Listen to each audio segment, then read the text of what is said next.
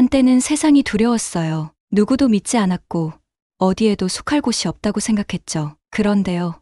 낯선 땅, 서울에서 제 인생을 바꿔버린 작은 기적을 만났습니다. 오늘은 그 따뜻한 기적 같은 이야기를 들려드릴게요. 눈이 계속 내렸어요. 두껍고 무겁게 바르샤바 전체를 하얗게 덮을 정도로요. 거리는 너무 조용해서 마치 도시 전체가 커다란 담요 밑에서 잠든 것 같은 기분이 들었어요. 저는 제 작은 아파트 안에 앉아 있었어요. 옆에서는 낡은 라디에이터가 힘겹게 덜컥거리면서 돌아가고 있었고요. 노트북은 어두운 방 안에서 작은 달처럼 희미하게 빛나고 있었어요. 화면 속에는 끝내지 못한 기사들이 쌓여 있었어요. 마감, 또 마감뿐이었죠. 저는 눈을 비비고 한숨을 쉬었어요. 31살, 그리고 이게 제 삶이었어요. 사람들을 아프게 하는 이야기들을 기사로 쓰는 거요. 전쟁, 범죄, 재난 같은 것들이요. 가끔은 그런 슬픈 이야기들이 제 몸에 연기처럼 달라붙어서 절대 씻겨나가지 않는 것처럼 느껴졌어요. 그래도 괜찮았어요. 저는 오래전에 이미 선택했으니까요. 아버지가 제가 20살 때 돌아가신 뒤로 누군가는 제 여동생 마야를 돌봐야 했거든요. 어머니는 이미 병약하셔서 제대로 움직이실 수가 없었어요. 그래서 제가 나섰어요. 많은 걸 포기했어요. 여행도, 꿈도, 사랑도요. 그런 것들은 저한테 사치였어요. 마야가 전부였으니까요. 그래서 그날 그 메시지가 왔을 때 제 가슴을 주먹으로 얻어맞은 것처럼 아팠어요. 휴대폰이 진동했어요. 저는 아무 생각 없이 집어들었어요. 그냥 평범한 거겠지 싶었죠. 장 볼 거 물어보는 거라든지 웃긴 짤이라든지 그런 거요. 근데 웬 영상통화가 걸려왔더라고요. 발신자는 마야였어요. 전화를 받자마자 화면에 마야 얼굴이 딱 뜨는데 온몸이 들떠 있는 게 눈에 보였어요. 예전보다 훨씬 달라 보였어요. 더 건강하고 더 행복해 보였어요. 갈색 머리카락은 길어져 있었고 볼은 생기로 붉게 물들어 있었어요. 엘리사, 마야가 터질 것처럼 외치면서 말했어요. 나 좋은 소식 있어. 저는 자동으로 웃으면서 물었어요. 뭔데? 마야가 크게 숨을 들이마시더니 정말 너무 빠르게 말을 쏟아냈어요. 거의 못 알아들을 뻔했어요. 나 결혼해. 지리훈이랑. 한국 사람이야. 처음엔 제가 잘못 들은 줄 알았어요. 화면을 멀뚱멀뚱 쳐다봤어요. 결혼이라고? 심장이 미친 듯이 뛰기 시작했어요. 의자에 푹 기대면서 방 안 공기가 확 차가워지는 걸 느꼈어요. 마야야. 저는 조심스럽게 물었어요. 지금 무슨 말 하는 거야? 마야가 쑥스러운 듯 웃었어요. 나도 알아. 너무 갑작스럽다는 거. 근데 엘리사, 지훈 오빠 진짜 좋은 사람이야. 착하고 인내심도 많고 나를 정말 사랑해. 그 뒤부터는 제대로 들리질 않았어요. 마야 목소리가 그냥 소음처럼 흘러갔어요. 제 머릿속이 복잡하게 돌아가기 시작했어요. 얘, 한국 간 지 겨우 3년 됐잖아. 거기서 영어 가르치고 있었던 거. 그리고 이 남자랑 만난 지 겨우 8개월밖에 안 됐잖아. 어떻게 확신할 수 있지? 어떻게 이런 중대한 걸 이렇게 쉽게 결정할 수가 있어? 만난 지 8개월밖에 안 됐잖아. 저도 모르게 목소리가 차가워졌어요. 그 사람 진짜 잘 알아? 알아. 마야 목소리는 오히려 단단했어요. 다르다고. 정말 책임감 있고 가족들도 나를 친딸처럼 대해줘. 저는 이를 꽉 물었어요. 아프게 소리 지르고 싶었어요. 화면 너머로 마야를 붙잡고 흔들고 싶었어요. 정말 모르는 거야? 세상이 얼마나 잔인할 수 있는지, 얼마나 사람 마음을 망가뜨릴 수 있는지 모르는 거야? 저는 그런 이야기들 수도 없이 기사로 써봤어요. 외국에 시집 갔다가 낯선 나라에서 버려진 여성들 이야기. 아무것도 가진 거 없이 모든 걸 잃어버린 사람들. 게다가 한국이라니 너무 멀잖아. 너무 달라. 너무 낯설어. 그냥 내가 제일 먼저 알았으면 해서 전화했어. 마야가 조심스럽게 말했어요. 결혼식 때 꼭 와줬으면 좋겠어. 저는 억지로 미소를 지었어요. 나중에 다시 얘기하자. 알겠지? 응. 마야 웃음이 살짝 흐려졌어요. 마치 제 실망이 화면을 뚫고 전해진 것처럼요. 사랑해. 나도 사랑해. 저는 속삭였지만 이미 통화는 끊어져 있었어요. 그렇게 한참 동안 그냥 까맣게 꺼진 화면만 멍하니 바라봤어요. 창밖에는 눈이 더 빠르게 마치 작은 유령들처럼 소용돌이치면서 쏟아지고 있었어요. 그날 밤 저는 병원으로 향했어요. 오래전부터 아프셨던 엄마를 뵈러요. 엄마는 좁은 침대에 누워 계셨고 세상은 점점 더 작아지고 있었어요. 저는 엄마 손을 잡고 기계 소리만 들리는 조용한 병실에 앉아 있었어요. 그때 생각났어요. 제가 엄마한테 했던 모든 약속들, 마야를 꼭 지켜주겠다고, 어떤 일이 있어도 제가 강한 사람이 되겠다고 다짐했던 거. 저는 잠든 엄마 얼굴을 내려다보면서 또 하나의 약속을 마음속으로 새겼어요. 마야를 어떤 헛된 꿈에 빼앗기지 않겠다고, 직접 한국에 가서 마야를 데리고 돌아오겠다고, 어떤 일이 있어도요. 비행기 안에서 12시간을 보냈는데요. 진짜 12년은 흐른 것 같았어요. 몸 여기저기가 쑤셨고 어디가 아픈지도 모를 정도였어요. 머리는 깨질 것처럼 지끈거렸고요.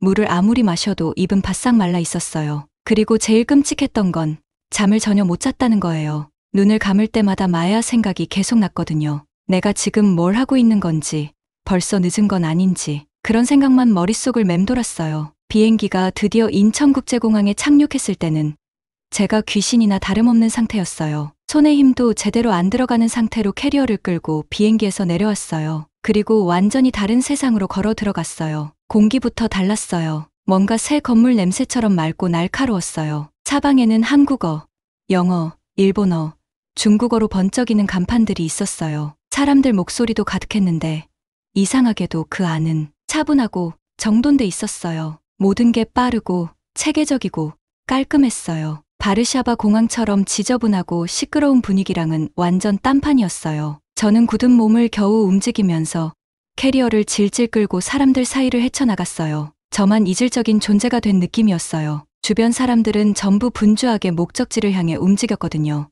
여행객들, 공항 직원들, 서로 끌어안고 웃는 가족들까지. 그런데 저는요? 그냥 길 잃은 사람 같았어요. 겉모습에 속지 마.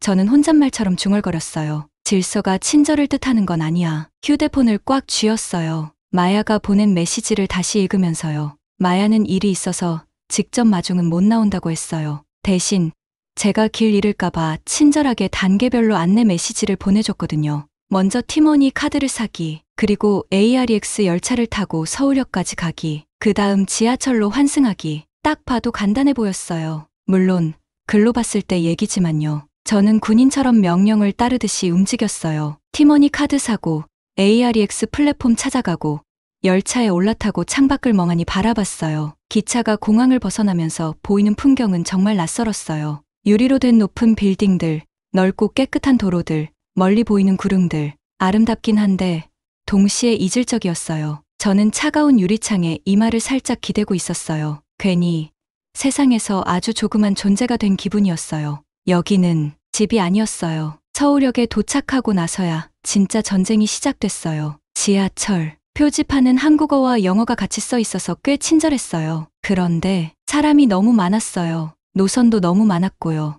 열차도 줄줄이 끝이 없었어요. 저는 캐리어를 발밑에 두고 문 근처에 겨우 비집고 서 있었어요. 몸은 지하철 안에 있었지만 마음속에는 여전히 경계심이 가득했어요. 마치 몸에 달라붙은 옷처럼 떼어낼 수 없는 불신이요. 그리고 그때 일이 터졌어요. 어떤 남자가 비틀거리면서 열차 안으로 들어왔어요. 딱 봐도 술 취한 사람이었어요. 머리는 엉망이고 재킷은 더럽고 눈은 반쯤 감겨 있었어요. 냄새도 끔찍했어요. 술 냄새랑 땀 냄새가 섞여서요. 처음엔 고개를 돌렸어요. 제발 저한테 관심 안 가지길 바랐거든요.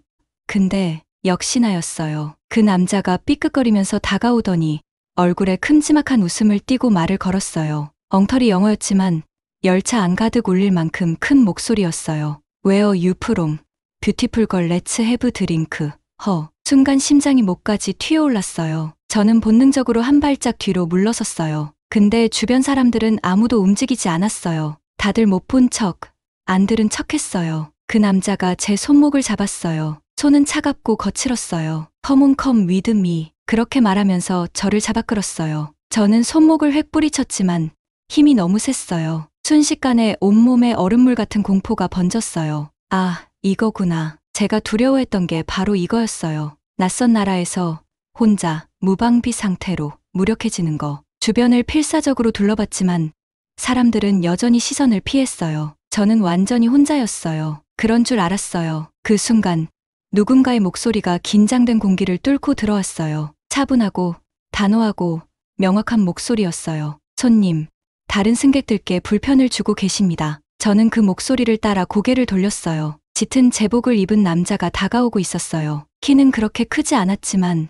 허리를 꼿꼿이 세우고 깔끔하게 정돈된 검은 머리, 그리고 또렷한 눈빛이 인상적이었어요. 그 남자가 완벽한 영어로 이어서 말했어요. 뒤로 물러나 주세요. 술 취한 남자가 뭔가 한국말로 투덜거리면서 덤볐지만 그 제복 입은 남자는 전혀 물러서지 않았어요. 몇 초 만에 다른 2명의 지하철 보안 요원들이 더 다가왔어요. 움직임도 빠르고 대응도 정말 능숙했어요. 그들은 조심스럽게 그 술 취한 남자를 떼어냈어요. 다음 정거장에서 조용히 그 남자를 데리고 내려줬어요. 소란 하나 없이요. 저는 얼어붙은 채로 서 있었어요. 심장은 마구 두근거리고 있었고요. 끝났어요. 순식간에요. 처음 저한테 말을 걸었던 그 제복 입은 남자가 다시 돌아왔어요. 표정은 차분했지만 눈빛은 따뜻한 걱정이 가득했어요. 괜찮으세요?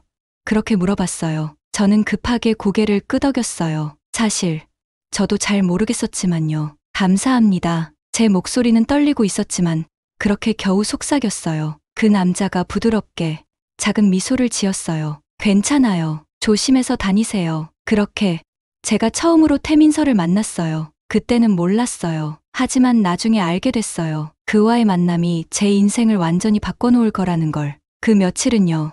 솔직히 말해서 흐릿하게 지나갔어요. 누가 제 인생에 빨리 감기 버튼을 눌러놓은 것 같은 느낌이었거든요. 모든 게 너무 빨리 움직였어요. 도시도, 사람들도, 그리고 제 감정조차도요. 그리고 저는 정말 깜짝 놀랄 사실을 알게 됐어요. 지하철에서 저를 도와줬던 그 경찰관, 태민 씨 있잖아요. 그 사람이 그냥 우연히 만난 생판남이 아니었던 거예요. 알고 보니까 태민 씨는 마야 약혼자의 절친이었어요. 원래 저랑 저녁 식사를 하기로 되어 있었대요. 마야가 맨날 자랑하던 우리 언니를 드디어 만나게 해주려고요. 이게 우연일까요? 아니면 운명일까요? 솔직히 저는 잘 모르겠더라고요. 운명 같은 거 저는 믿지도 않았으니까요. 처음엔요.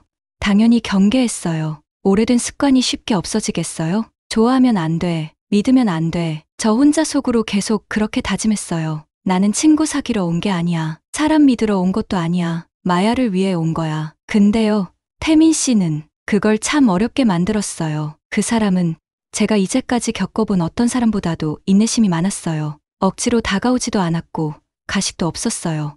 그냥 묵묵하게 옆에 있어줬어요. 쉬는 시간만 나면 서울 구경시켜줄까 하고 조심스럽게 물어봤어요. 누가 시켜서가 아니라 그냥 본인이 원해서요. 처음엔 정중하게 거절했어요. 근데 조금씩, 진짜 조금씩 저도 응 하고 대답하게 됐어요. 우리는 고궁들을 구경했어요. 끝없이 이어진 빌딩 숲 사이에 우뚝 서 있는 고궁들. 경복궁 앞에 섰을 때는요. 오후 햇살에 문이 알록달록 빛나는데 가슴 한구석이 이상하게 저릿했어요. 역사, 아름다움, 그리고 자부심. 그 모든 게 한자리에 모여 있는 것 같았거든요. 또 태민 씨가 데려간 야시장에서는요. 네온 불빛이 반짝이고 지글지글거리며 익어가는 길거리 음식 냄새가 진동했어요. 상인들은 힘차게 외치고 가족들은 깔깔 웃고 10대들은 꽃 모양 솜사탕 들고 인증샷 찍고 있었어요. 정말 정신없고 다채롭고 살아 숨쉬는 풍경이었어요. 그리고 조용한 공원에도 갔어요. 거대한 아파트 숲 사이에 숨겨진 작은 공원이었어요. 소량기랑 젖은 흙냄새가 가득 퍼져 있었고요. 아이들은 분수대 근처에서 놀고 할머니들은 벤치에 앉아서 은박지에 싼 군고구마를 나눠 먹고 있었어요. 가는 곳마다 저는 궁금한 걸 참지 못하고 물어봤어요. 한국 사회는 외국인한테 진짜 친절해요? 조금 날이 선 목소리로 그렇게 물었어요. 근데 태민 씨는 방어적이지도 좋게 포장하려고 하지도 않았어요. 완벽하진 않아요. 그렇게 담담하게 말했어요. 한강이 석양에 반짝이는 걸 바라보면서 다리 난간에 팔을 걸치고요. 그래도 노력해요. 매일. 그 말이 이상하게 오래 마음에 남았어요. 또 어느 날 밤 경복궁 한참 걷고 나서 태민 씨가 골목길에 숨어있는 작은 찻집으로 저를 데려갔어요. 안은 정말 따뜻하고 포근했어요. 낮은 나무 테이블, 진열장 가득 찬 도자기 찻잔들, 구수한 보리차 냄새가 저를 폭 감싸안는 것 같았어요. 우리는 찻주전자를 사이에 두고 마주 앉았어요. 한동안 아무 말도 안 했어요. 근데 이상하게 어색하지 않았어요. 그냥 안전한 느낌이었어요. 그리고 마침내 태민 씨가 조용히 말을 꺼냈어요. 엘리사 씨, 아직 저희 못 믿으시죠? 비난하는 말투가 아니었어요. 그냥 사실을 조심스럽게 짚어내듯이요. 괜찮아요. 이해해요. 근데 가끔은 인생이 예상치 못하게 놀라게 할 때도 있어요. 그걸 그냥 받아들이는 거예요. 저는 고개를 떨궜어요. 손에 들린 찻잔을 빙글빙글 돌리면서 따뜻한 갈색 차를 가만히 내려다봤어요. 맞는 말이었어요. 아버지가 돌아가신 이후로, 아니, 어쩌면 그 전부터 저는 아무도 쉽게 믿지 못했어요. 제 머릿속 세상은 항상 위험했어요. 사람들은 결국 배신하고, 꿈은 부서지고, 믿음은 약점이라고만 생각했거든요. 그런데 지금 저는 수천 킬로미터나 떨어진 낯선 땅에서 한때 두려워하고 오해했던 곳에서 며칠 전만 해도 모르는 사람이었던 그 사람에게 어떤 고향 사람보다도 더 큰 친절과 인내를 받고 있었어요. 저는 아까 낮에 봤던 궁궐 생각이 났어요. 수백 년 동안 전쟁과 변화 속에서도 무너지지 않고 자리를 지키고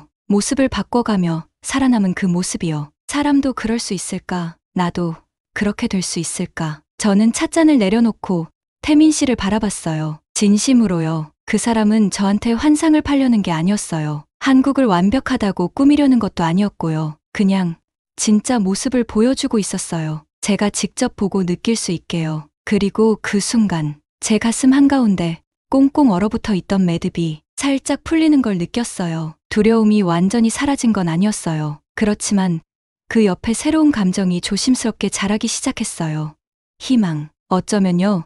세상은 제 두려움보다 훨씬 더 넓은 걸지도 몰라요. 어쩌면 이제는 그렇게 악착같이 세상을 밀어내지 않아도 되는 걸지도 모르겠어요. 마야와 지훈 씨 가족과의 약혼식 전날 밤, 저는 혼자 호텔 방에 서 있었어요. 창밖을 내다보니까 서울이 어두운 하늘 아래 반짝반짝 빛나고 있었어요. 수천 개의 작은 불빛들이 밤 공기 속을 둥둥 떠다니는 약속들처럼 보였어요. 참 예뻤어요. 살아 숨 쉬는 것 같았어요. 제가 상상했던 것과는 전혀 달랐어요. 저는 이마를 차가운 유리에 살짝 기대었어요. 이 도시, 이 삶이 저를 그렇게 무섭게 했는데 지금까지 본 모든 걸 생각해보니까 제 뼛속 깊은 곳까지 알겠더라고요. 마야는 행복했어요. 진짜로요. 웃는 모습이 예전처럼 껄껄 웃는 게 아니라 마음 깊숙이 우러나오는 웃음이었어요. 지훈 씨요? 한번 만나기도 전에 제가 경계했던 그 남자. 정말 다정하고 존중할 줄 아는 사람이었어요. 무엇보다 마야를 진심으로 사랑하는 게 눈에 보였어요. 그리고 지훈 씨 가족은요, 조금의 망설임도 없이 마야를 가족처럼 받아줬어요.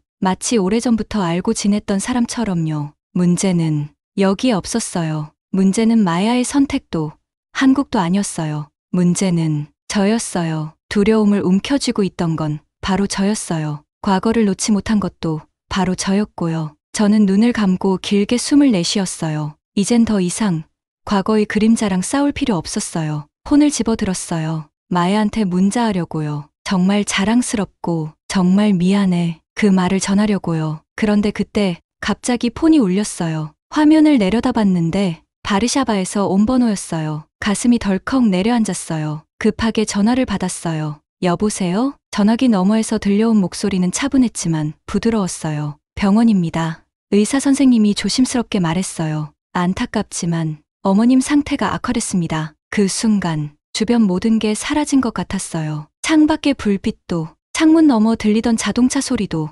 심지어 제 숨소리마저도요. 가능한 빨리 돌아오셔야 합니다. 의사 선생님이 이어서 말씀하셨어요. 어머님께서 당신을 찾고 계십니다. 다리에 힘이 풀려서 침대 끝에 털썩 주저앉았어요. 손이 너무 떨려서 폰을 떨어뜨릴 뻔했어요. 공포, 죄책감, 두려움, 모든 감정이 거대한 파도처럼 저를 덮쳤어요. 전 마야를 구하러 여기까지 왔다고 생각했는데 정작 모든 걸 잃어버리고 있는 기분이었어요. 그날 밤 저는 제대로 잠도 못 잤어요. 짐을 싸면서도 아무 감정이 없었어요. 옷의 무게도 지퍼를 닫는 감촉도 아무것도 느껴지지 않았어요. 아침이 되자 저는 공항에 있었어요. 텅 빈 그림자처럼. 마야한테 말도 못했어요. 차마 부끄러웠어요. 무서웠어요. 그리고 보안 검색대로 걸어가려던 순간 뒤에서 누가 저를 부르는 소리가 들렸어요. 엘리사. 뒤돌아봤어요. 마야가 저를 향해 뛰어오고 있었어요. 얼굴은 하얗게 질려 있었고 눈은 당황과 두려움으로 가득 차 있었어요. 숨을 헐떡이며 제 앞에 멈춰선 마야가 시선을 아래로 내려 제 캐리어를 봤어요. 그리고 그제야 알아차린 표정이었어요. 진실을요. 작별 인사도 없이 가려던 거야? 마야 목소리가 떨렸어요. 순식간에 제 눈에도 눈물이 가득 찼어요. 고개를 젓는 것밖에 할 수가 없었어요. 목이 너무 꽉 막혀서 말도 잘 안 나오더라고요. 미안해. 겨우 속삭였어요. 어떻게 말해야 할지 몰랐어. 마야 입술이 파르르 떨렸어요. 근데 왜? 저는 꾹 참으면서 목소리를 가다듬었어요. 엄마가 아파. 정말 많이 아파. 나를 찾고 계셔. 마야 얼굴이 무너졌어요. 하지만 바로 이해했어요. 마야는 항상 제 마음을 가장 먼저 알아줬거든요. 저는 마야를 끌어안았어요. 온 힘을 다해서요. 널 구하러 왔는데 마야 머리카락에 얼굴을 묻고 속삭였어요. 사실은 내가 구원받아야 했던 거였어. 마야도 저를 꼭 끌어안았어요. 가야 해. 조용히 말했어요. 근데 잊지 마. 언니. 이제 혼자가 아니야. 저는 마야 어깨에 얼굴을 묻은 채 수많은 감정이 한꺼번에 터지는 걸 느꼈어요. 자부심, 슬픔, 고마움, 사랑. 저는 마야 얼굴을 손으로 감싸 쥐었어요. 행복해져. 마야. 진심을 담아서 말했어요. 정말 좋은 선택했어. 우리는 한참을 그렇게 서로 붙들고 서 있었어요. 쉽게 떨어지지 못하고요. 그러다가 저는 조심스럽게 캐리어를 들고 게이트 쪽으로 걸어갔어요. 그리고 그때 그를 봤어요. 터미널 한쪽 기둥 옆에 조용히 서 있던 태민 씨를요. 그 사람은 저를 막으려고 달려오지도 않았어요. 그냥 조용히 거기에 서 있었어요. 제 눈을 정확히 마주 보면서요. 아무 말도 하지 않았는데 서로 수천 마디를 주고받은 것 같았어요. 후회, 감사, 희망, 그리고 어쩌면 그 이상. 저는 아주 작게 진짜 미소를 지었어요. 아주 오랜만에 마음 깊숙이 우러나온 미소였어요. 태민 씨도 작게 고개를 끄덕이며 웃어줬어요. 그리고 저는 다시 뒤돌아보지 않고 게이트를 향해 걸어갔어요. 비행기가 이륙할 때 저는 창밖으로 점점 멀어지는 서울의 불빛을 바라봤어요. 제 마음 한 조각이 이곳에 남아버린 걸 알았어요. 그리고 확신했어요. 이건 끝이 아니에요. 새로운 시작이에요. 바르샤바는 여전히 똑같은 모습으로 저를 맞이했어요. 회색 하늘에 두꺼운 코트 밑으로 파고드는 차가운 바람까지요. 멀리서 자동차 경적 소리가 울렸고 거리 위 사람들은 목까지 스카프를 칭칭 감고 고개를 푹 숙인 채 바쁘게 걸어가고 있었어요. 여기는 제 고향이었어요. 그런데 이상하게도 어딘가 고향 같지 않았어요. 저는 망설일 틈도 없이 바로 공항에서 병원으로 달려갔어요. 긴 복도를 걸을 때마다 제 부츠 소리가 쩌렁쩌렁 울렸고 코끝을 찌르는 소독약 냄새가 강하게 느껴졌어요. 한 걸음 한 걸음 걸을 때마다 심장은 점점 더 세게 뛰었어요. 어머니 병실 문을 조심스레 밀어 열었을 때 저는 한순간 숨조차 쉴 수가 없었어요. 어머니는 너무 작아 보였어요. 너무나 연약했어요. 피부는 창백하고 거의 비칠 것 같았고 예전엔 짙고 풍성했던 머리카락도 이제는 희미하게 휘어져서 베개에 흩어져 있었어요. 그런데요. 어머니가 눈을 뜨시고 저를 보셨을 때 그 눈빛에는 어떤 병도 이길 수 없는 강한 빛이 담겨 있었어요. 한국 다녀왔니? 어머니 목소리는 옆에 있던 심장 모니터 소리만큼이나 가늘고 희미했어요. 저는 어머니 침대 옆 의자에 조심스럽게 앉아서 어머니 손을 살짝 잡았어요. 마치 아주 작은 새 한 마리를 손에 올려놓은 것처럼 가벼운 손이었어요. 저는 고개를 끄덕였어요. 눈에는 금세 눈물이 고였고요. 그래서 어머니 입가에 아주 희미한 미소가 번졌어요. 저는 어머니 손을 살살 쥐었어요. 정말 아름다웠어요. 부드럽게 대답했어요. 좋은 사람들이에요. 마야는 안전할 거예요. 잠시 동안 둘 다 아무 말도 하지 않았어요. 그 다음 어머니는 천천히 힘겹게 숨을 내쉬었어요. 그리고 얼굴에 긴 시간 동안 쌓였던 걱정의 주름이 스르르 펴졌어요. 어머니는 다시 눈을 감으셨어요. 여전히 제 손을 꼭 잡은 채로요. 그 순간 저는 알았어요. 어머니는 지금껏 우리를 위해 버티고 계셨던 거라는 거요. 자기 자신을 위해서가 아니라 저랑 마야를 위해서요. 우리가 괜찮을 거라는 확신을 기다리고 계셨던 거예요. 이제 어머니는 쉴 수 있었어요. 그 다음 몇 주는 꿈꾸는 것처럼 흐릿하게 지나갔어요. 저는 병원에 머물면서 어머니 옆을 지켰어요. 책을 읽어드리고 작은 음식 조각을 떠먹여드리고 어렸을 때 어머니가 제 머리를 빗겨주시던 것처럼 조심스럽게 머리를 빗어드렸어요. 밤에는 혼자 조용한 바르샤바 거리를 걸었어요. 그런데 예전과는 다르게 모든 게 보였어요. 똑같이 금이 간 보도블록, 똑같이 지친 얼굴들, 버스 정류장에 서 있는 사람들. 그런데 이제는 그 안에서도 희망을 볼 수 있었어요. 전에는 위험만 보였던 곳에서 이젠 가능성이 보였어요. 같은 우산을 함께 쓰며 웃는 연인들, 무거운 장바구니를 들어주는 소년, 비둘기를 쫓으며 까르르 웃는 꼬마아이. 세상이 바뀐 게 아니었어요. 바뀐 건 저였어요. 저는 더 이상 두려움에 갇혀서 살고 싶지 않았어요. 늘 불안에 떨며 반쪽짜리 인생을 사는 게 아니라 진짜로 살아보고 싶었어요. 어느 추운 저녁, 병원에서 긴 하루를 보내고 집에 돌아왔는데 문 앞에 편지 하나가 놓여 있었어요. 평범한 흰 봉투였어요. 화려한 우표도 알록달록한 스티커도 없었어요. 손글씨로 쓰인 주소, 발신지는 서울이었어요. 심장이 쿵 하고 뛰었어요. 손이 떨리는 걸 억누르면서 봉투를 뜯었어요. 안에는 단 한 장의 종이가 들어 있었어요. 짧고 단정한 글씨로 적힌 메모. 여기에도 당신의 집이 있어요. 오고 싶다면 언제든지. 태민. 저는 오랫동안 그 문장을 바라봤어요. 혹시 눈을 깜빡이면 글자가 바뀔까 싶을 정도로요. 집. 단순히 장소를 뜻하는 게 아니었어요. 벽과 지붕만 있는 공간이 아니라 마음이 머무를 수 있는 곳. 기회. 새로운 시작. 저는 조심스럽게 편지를 접어서 가슴에 껴안았어요. 그리고 아주 오랜만에 진짜 꿈을 꿔도 괜찮을 것 같았어요. 기사 하나 더 쓰기 같은 소박한 꿈이 아니라, 세금 내기 같은 책임의 꿈이 아니라 진짜로요. 완전히 새로운 곳에서 다시 시작하고 사람들을 믿고 웃고 사랑하고 희망을 품는 그런 꿈이요. 저는 창밖을 봤어요. 눈이 다시 조용히 내리고 있었어요. 깨진 보도블록 위로, 녹슨 자동차 위로, 회색빛 도시 위로 하얗게 덮어주고 있었어요. 모든 걸 새롭게 만들어주는 것처럼요.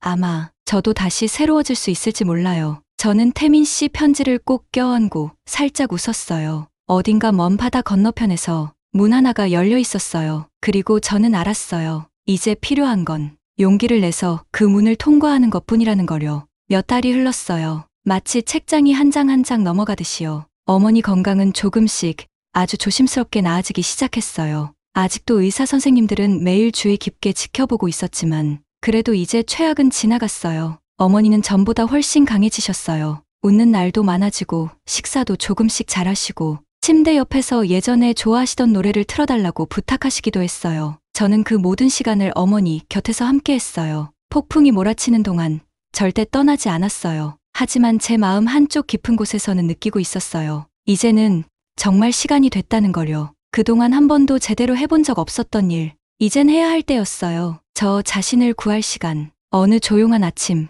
저는 다시 짐을 쌌어요. 그런데 이번엔 달랐어요. 마음이 두려움으로 가득 찬 상태로 짐을 싼 게 아니었어요. 누구를 쫓아가려고, 무언가를 고치려고 싸는 짐도 아니었어요. 이번에는 저를 위해서였어요. 저는 서울로 가는 편도 비행기 티켓을 예약했어요. 공항에 도착했을 때 모든 게 이상할 정도로 익숙하게 느껴졌어요. 터미널 안에는 여전히 똑같은 차가운 안내방송이 울려 퍼지고 있었고, 작은 카페에서는 여전히 타버린 커피 냄새가 났고, 지친 여행자들은 여전히 캐리어를 끌면서 바쁘게 움직이고 있었어요. 근데 저는 달라져 있었어요. 예전처럼 두려움에 굳어있던 여자가 아니었어요. 이제는 허리를 펴고 숨도 깊이 쉬고 마음을 열 수 있게 된 사람이었어요. 가슴 한쪽에 갇혀있던 작은 새 같던 두려움은 사라졌고 그 자리에 다른 게 자리 잡았어요. 희망. 비행기 탑승할 때 저는 주머니 속에 꼭 넣어둔 태민 씨의 편지를 꺼내 만지작거렸어요. 꼭 다시 읽을 필요도 없었어요. 이미 마음으로 다 알고 있었거든요. 저는 도망치는 게 아니었어요. 저는 무언가를 향해 달려가고 있었어요. 빛나는 무언가, 저만의 무언가를 향해서요. 비행기가 낮게 으르렁거리며 하늘로 솟아오를 때 저는 의자에 기대서 조용히 눈을 감았어요. 그리고 혼자 미소를 지었어요. 예전 같았으면 벌써 초조해하고 걱정하고 후회했을 텐데 지금은 그저 평온했어요. 이번에 바다를 건너는 건 작별 인사가 아니라 새로운 시작이었어요. 몇 시간 후 비행기는 인천국제공항에 착륙했어요. 저는 캐리어를 끌고 게이트를 걸어 나왔어요. 심장은 두근거렸지만 두려워서 그런 게 아니었어요. 설레서요. 사람들 사이를 두리번거리면서 사실 제가 뭘 찾고 있는지도 잘 모르겠더라고요. 그런데 그가 보였어요. 도착 게이트 너머 조용히 서 있는 태민 씨가요. 이번에는 지하철 제복도 아니었어요. 그냥 심플한 회색 스웨터에 어두운 청바지 차림이었어요. 손에는 하얀 동백꽃 작은 꽃다발을 들고 있었어요. 섬세하고 순수하고 아름다운 저를 보자 태민 씨 얼굴이 환하게 밝아졌어요. 천천히 약간은 수줍은 듯 걸어와서 제 앞에 섰어요. 어서 와요. 그가 부드럽게 말했어요. 숨이 멎을 것 같았어요. 집, 바르샤바도 아니었고 미완성 기사와 오래된 두려움으로 가득했던 제 옛 아파트도 아니었어요. 여기가 집이었어요. 집은 장소가 아니라 느낌이었어요. 저를 바꾸라고 강요하지 않고 그저 있는 그대로 바라봐주는 태민 씨 미소 속에 있었고 혼란스럽고 복잡하면서도 진짜 살아 숨쉬는 이 서울의 거리 속에 있었어요. 그리고 무엇보다 저도 행복할 자격이 있다는 걸 스스로 처음으로 믿게 된 그 순간 속에 있었어요. 저는 살짝 떨리는 손으로 태민 씨 손에서 꽃다발을 받아들었어요. 그 짧은 순간 우리 손끝이 스치면서 조금 더 오래 머물렀어요. 고마워요. 조금 떨리는 목소리로 말했어요. 두려움 때문이 아니라 기쁨 때문이었어요. 우리는 나란히 공항을 빠져나왔어요. 늦은 오후 햇살이 따스하게 황금빛으로 모든 걸 감싸고 있었어요. 그리고 서울의 밝고 바쁜 거리를 함께 걸으면서 저는 강하게 깨달았어요. 집은 태어난 곳이 아니라 다시 시작하기로 선택한 곳이구나. 그리고 저는 처음으로 정말 준비가 되어 있었어요. 오늘 영상은 여기까지입니다. 오늘 사연 재밌게 보셨다면 좋아요와 구독 부탁드려요.